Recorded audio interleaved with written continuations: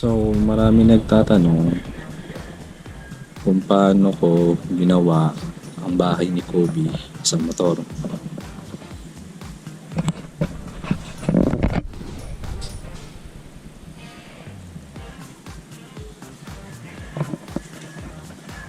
So, ito originally sa stroller to.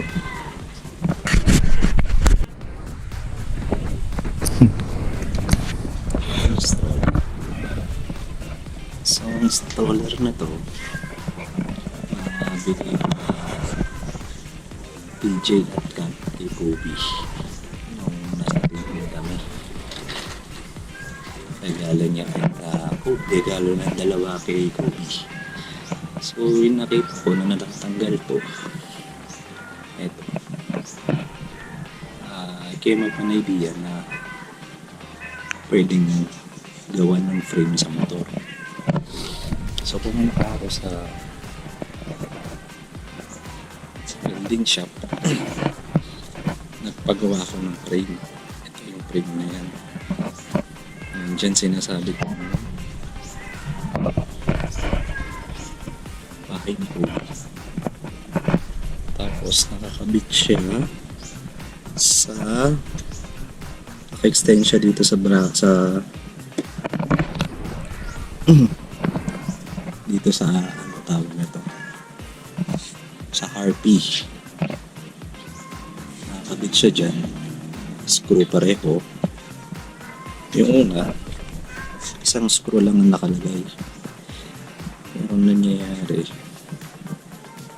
bumababa siyang ganun.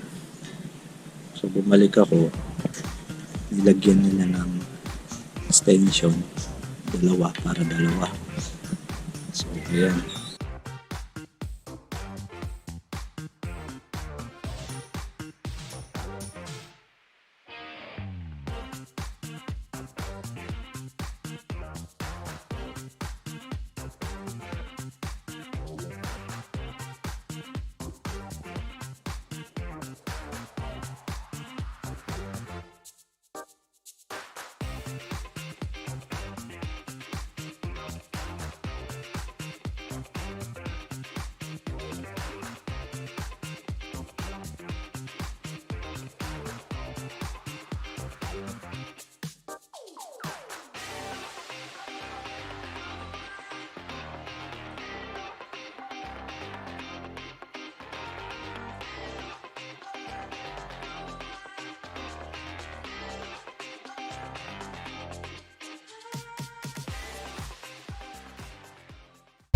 And here is the final result.